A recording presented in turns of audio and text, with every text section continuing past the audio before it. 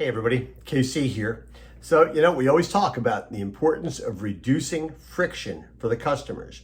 And one of the ways that Amazon has done this, and I think it's a brilliant move, is that now if you buy something on Amazon and you want to return it and you've got a Whole Foods near you, you can bring the item back.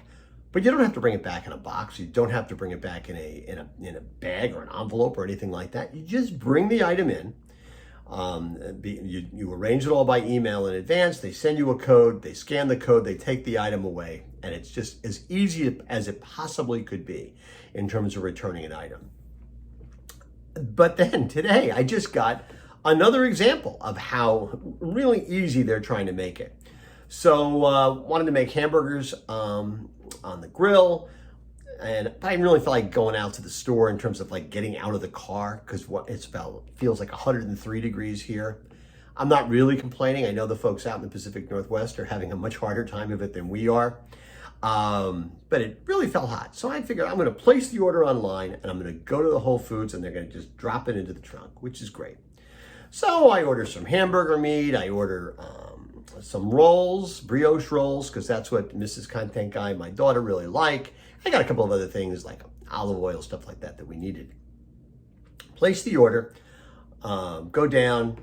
I'm in parking space 2 at the appropriate time. They come out, drop it in the trunk, drive home. It's great, all terrific. Except that when I get home, I find out that and this is totally my fault, I ordered brioche dinner rolls instead of brioche hamburger rolls. Ah, man, you can't put a hamburger on a dinner roll. So I'm gonna have to go back down to Whole Foods. It's not that far away, it's not a big deal. Go down, I'll just exchange them, not a problem. But I find out when I get there that actually, especially if I didn't need that item, I didn't have to go back at all. They now have the capacity, if you go on the site, okay, on the mobile app, basically you say, I didn't want the item, give them the reason why, hit return/refund, they refund you the money and they say, don't even bother returning it, it's not a big deal.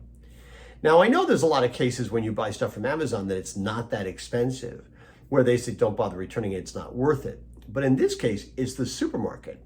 And they're basically saying that anything you order online, either for delivery or pickup, if for some reason it's not the right thing, they're just going to refund your money and you don't even have to bring the item back. Now, there's some pretty good COVID reasons not to bring things back right now because you really don't want to be infecting people, but that doesn't seem to be the case here.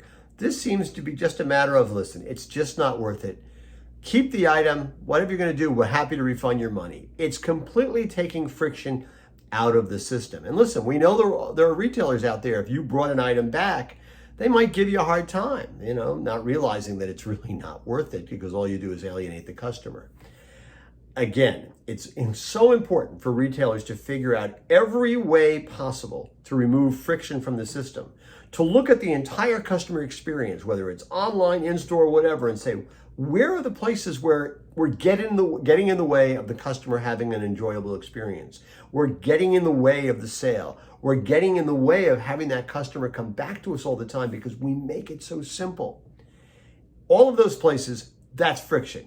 You get out of the business of putting friction into the experience, and suddenly the customer is going to be incredibly loyal because you have demonstrated your loyalty to the customer. Anyway, that's what's on my mind this morning. And as always, I want to hear what's on your mind.